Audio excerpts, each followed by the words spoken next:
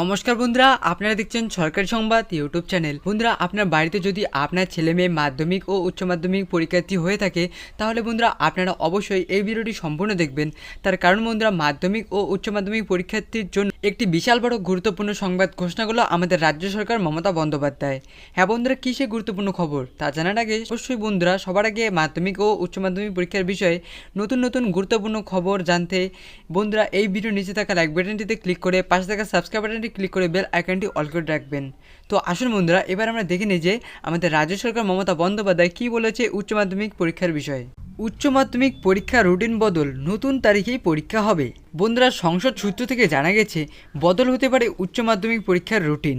আর এই সম্ভাবনার মধ্যেই জানা গেছে সামান্য হলেও বদল হতে পারে উচ্চ মাধ্যমিক পরীক্ষার রুটিনের। গতকাল বুধবার উচ্চ মাধ্যমিক শিক্ষা সংসদের তরফ থেকে কথা জানানো হয়েছে সর্বভারতীয় জয়েন্ট এন্ট্রান্স বা পরীক্ষা সূচির সঙ্গে উচ্চ মাধ্যমিক পরীক্ষার সময়সূচি মিলে গিয়েছে। তার জন্য বন্ধুরা প্রসঙ্গত সর্বভারতীয় পরীক্ষার রুটিনের বদল করা অতটা সহজ নয়, তাই তড়িঘড়ি করেই পশ্চিমবঙ্গে উচ্চ মাধ্যমিক শিক্ষা সংসদ এই ঘোষণা করেছে।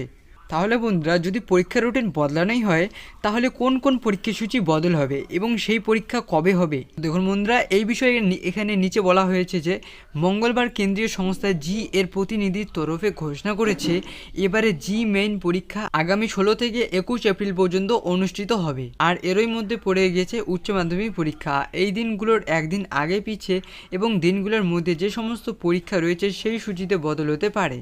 তো বন্ধুরা, মোট কথাটি হলো জি এর পরীক্ষা যেদিন করে রয়েছে সেদিন করে আমাদের উচ্চ মাধ্যমিক পরীক্ষা রুটিন পেছানো হবে। এই উচ্চ মাধ্যমিক পরীক্ষার বিষয়ে বন্ধুরা মুখ্য সচিব এইচকে দ্বিবেদী উচ্চ মাধ্যমিক পরীক্ষা নিয়ে একটি বৈঠক করেন নবান্নে।